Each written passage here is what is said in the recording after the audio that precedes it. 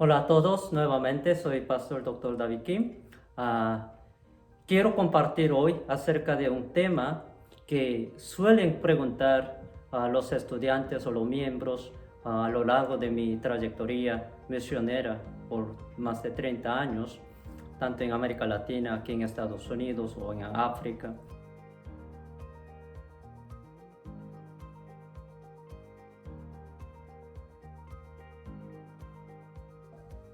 Muchos preguntan en base de Génesis 6:1 y adelante, cuando dicen los hijos de Dios casaron con las hijas de los hombres, ¿a quién se refiere los hijos de Dios?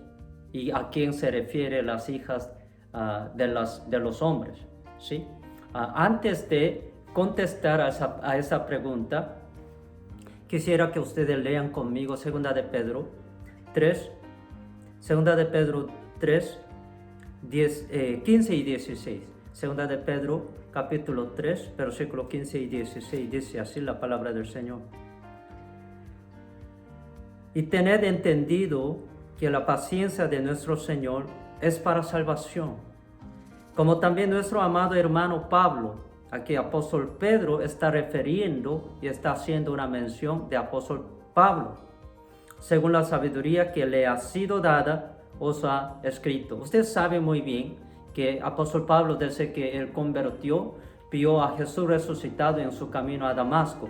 Antes él era perseguidor de la iglesia, él era uno de los más que rechazaba, odiaba a los creyentes, a la iglesia del Señor, perseguían y entregaban a todos aquellos creyentes para que sean perseguidas o puedan estar metidos en las cárceles. También cuando primer mártir de la iglesia primitiva, y él estaba consentiéndose con la muerte de Esteban, el primer mártir del Nuevo Testamento, de la iglesia primitiva.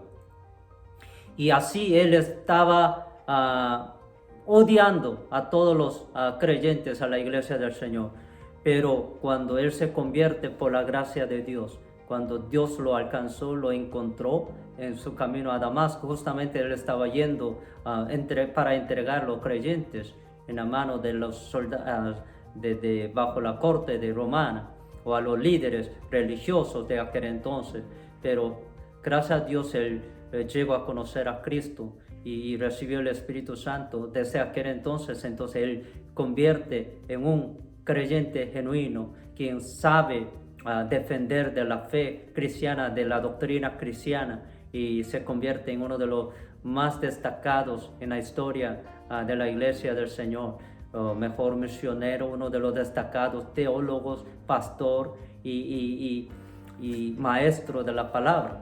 Y entonces apóstol Pedro, a pesar de que en la iglesia primitiva había algunos que cuestionaban acerca de apostolado de apóstol Pablo, pero aquí reconoce apóstol Pedro mismo, quien era uno de los pilares líderes de la iglesia primitiva, reconoce haciendo una mención del nombre del apóstol Pablo. Esto es muy importante. ¿Por qué? Porque 13 epístolas, después de 4 evangelios, 13 epístolas. Totalmente, ¿sabe cuánto tiene? ¿Cuántos libros tienen el Nuevo Testamento? Total de 27 libros.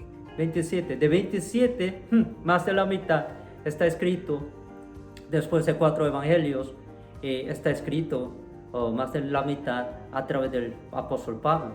Y ser reconocido esta autoridad y también fidedigna mención del apóstol Pedro acerca de los escritos y epístola de apóstol Pablo, nos da aseguranza, nos da certeza para confiar en las escrituras que nos ha entregado aquí, tanto Antiguo y el Nuevo Testamento.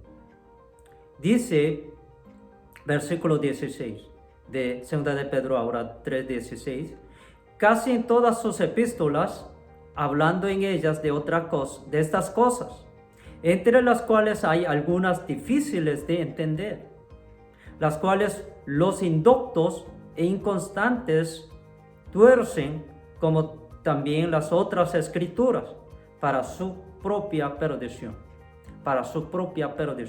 Hermanos y amigos, quiero que sepa, hay ciertas porciones, hay ciertos pasajes bíblicos que son difíciles de entender. Como dice aquí apóstol Pedro mismo, hay inductos, hay inconstantes que tuercen, que según su conveniencia, según su misma manera de entender, en vez de tratar de entender qué es lo que quiso decir en sus escritos originales, a la luz de cristología y a la luz de contexto histórico, cultural, exegético, y a veces uno como que quiere leer por su propia manera de interpretar, y en vez de entender entonces correctamente o interpretar o predicar y enseñar correctamente, va a estar torciendo las sagradas escrituras. Es muy peligroso. Cuando entonces hay muchos textos, hay muchos pasajes bíblicos que son difíciles de entender, entonces ¿cuál es la manera correcta como podamos interpretar? Aquí viene un principio interpretativo de la Sagrada Escritura. Para interpretar correctamente, cualquier pasaje borroso o difícil de entender, o cualquier enseñanza o cualquier pasaje aparentemente como que no está tan claro para nuestro entendimiento, ¿cómo vamos a interpretar? A la luz de los pasajes y enseñanzas más claras, más llanas, más plenamente que nos ha abordado, nos ha explicado. Cualquier pasaje no está tan clara y tenemos que interpretar a la luz de otros pasajes. Claramente nos ha indicado y nos ha señalado o nos da a entender una enseñanza clara. Hoy por el tiempo nada más voy a estar haciendo una mención como una muestra, como un ejemplo, pero hay muchos otros videos que están grabados, ustedes pueden mirar para entender otros casos también que ha sido dada en otros principios bíblicos. Hoy por hoy, nada más un ejemplo quisiera que ustedes vean conmigo. Esta pregunta que comencé a hacer en el inicio de este video: ¿a quién se refiere los hijos de Dios cuando habla en Génesis capítulo 6? Vamos ahora ir a ver. Génesis capítulo 6, versículo 2. Que viendo los hijos de Dios que las hijas de los hombres, ¿a quién se refiere? Es la pregunta. Los hijos de Dios y las hijas de los hombres. ¿Por qué? Porque dice los hijos de Dios y las hijas de hombres. Entonces muchos han preguntado, ¿quién es estos? En primer lugar, ¿quiénes son hijos de Dios? ¿Y quiénes son las hijas de los hombres? Dice que las hijas de los hombres serán hermosas. Tomaron para sí mujeres, escogiendo entre todas. Según la tradición judía, algunos de ellos habían interpretado este pasaje. No es que han confirmado, no es que así es o verídica, sino había una tradición, había una teoría de que estos hombres o hijos de Dios han de ser ángeles. Y algunos de los propios cristianos hoy en día como que piensan que también han de ser esto, hijos de Dios, los ángeles. Una de las razones que ellos lo toman así es en base de Job 1:6 y capítulo 2:1.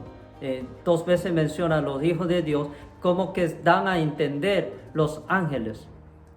Por eso, y también según la tradición de judíos, según el libro de Talmud y esto, aquello, y ellos como que deducen esto a de ser ángeles caídos, especialmente ángeles caídos, refiriendo a los hijos de Dios, a los hijos de Dios. Pero hoy a través de este video quiero aclararles porque este tipo de pasaje bíblico medio confuso o difícil de interpretar o entender. ¿Cómo tenemos que interpretar? Tenemos que interpretar a la luz del pasaje. Bien claramente nos ha enseñado, bien claramente nos está refiriendo. Por ejemplo, este mismo texto, versículo 2, tenemos que estar interpretando a la luz de todo el contexto y a la luz de Génesis capítulo 6, versículo 1 y adelante. Entonces vamos a comprender claramente a quién se refiere. Vamos a ir. Génesis 6:1. Aconteció que cuando comenzaron los hombres. Subrayase. Desde versículo 1 hasta versículo 7, en 7 versículos que aborda este tema, hace mención de 9 veces. Anótalo ahí. ¿Cuántas veces? 9 veces hace mención de hombres. En hebreo original, es mismo término, refiere, hablando de género hombre, ¿sí? Masculino. No está refiriendo género ángeles, no está refiriendo un género neutral, no está refiriendo un género femenina, tampoco. A diferencia de mujeres, está refiriendo hombres, varones, hombres como masculino, hombres hablando de género humano, ¿ok? En hebreo original.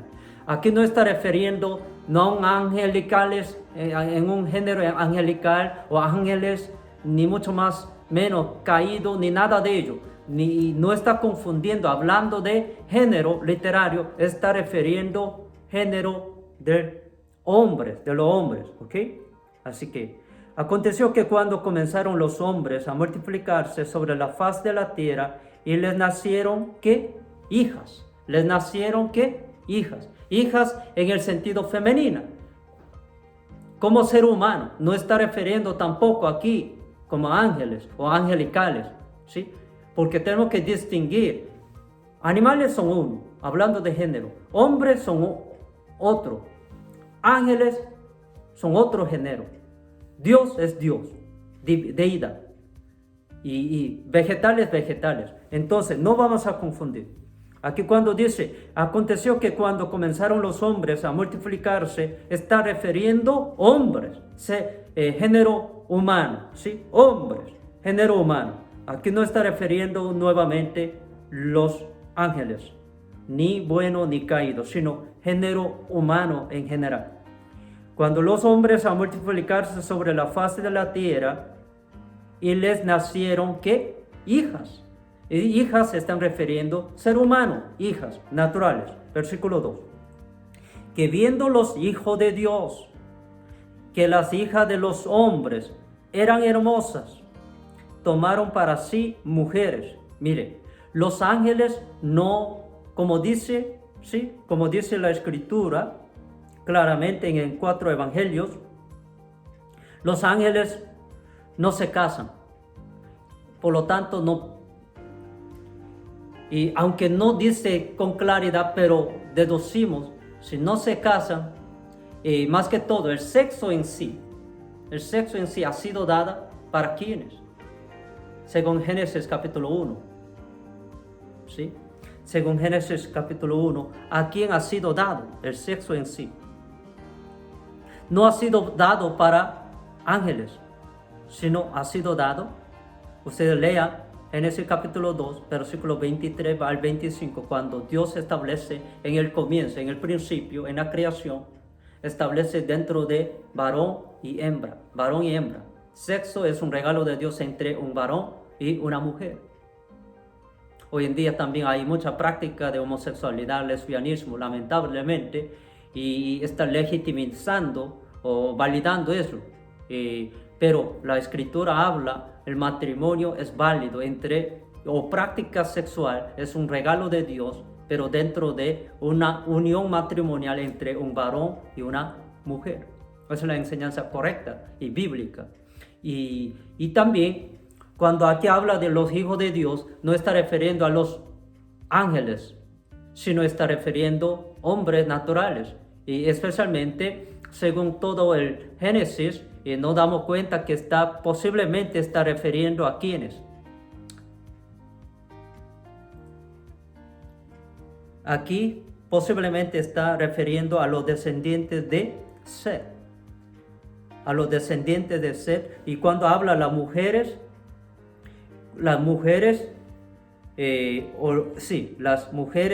de los hombres, está refiriéndose los descendientes de Caín, posiblemente. Es más natural entender de esa forma. Y dice, versículo 3, y dijo Jehová, no contenderá mi espíritu con el hombre para siempre. Otra vez, con el hombre. Mi espíritu no contendrá para siempre con el hombre. Si esto hubiese sido el hombre, ángeles, Dios tiene que estar castigando a los ángeles.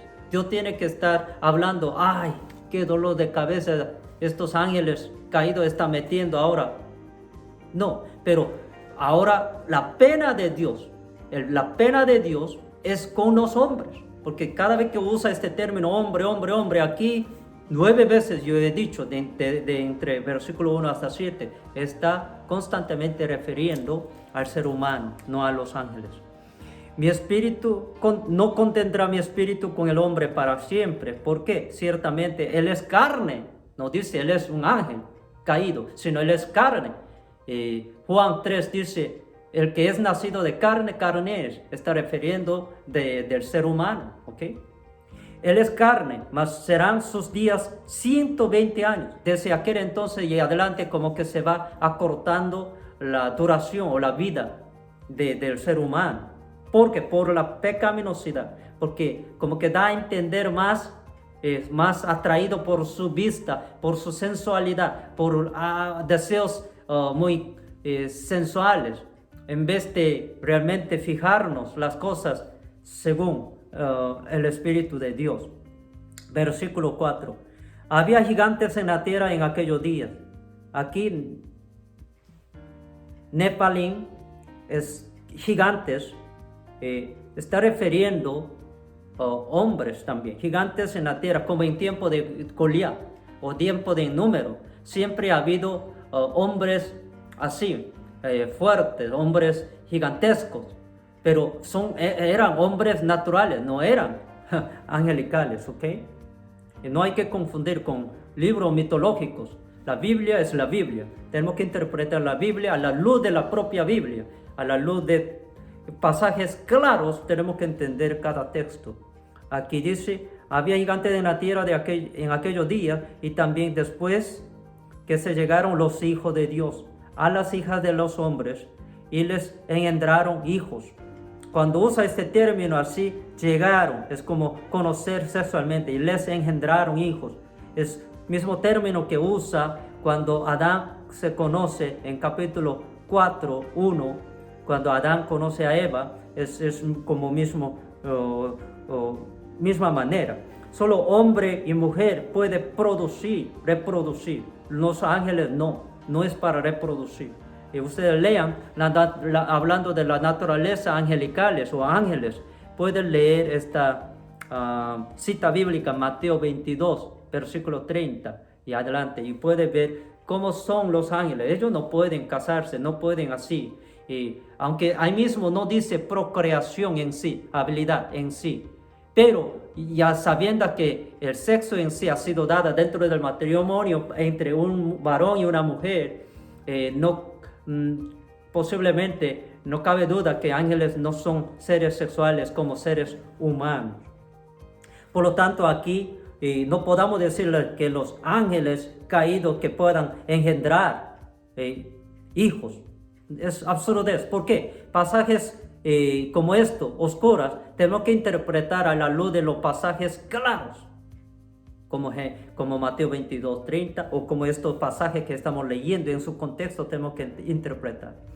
Estos fueron los valientes que desde la antigüedad fueron varones de renombre. Subrayase ahí. Varones de renombre, no dice ángeles de renombre.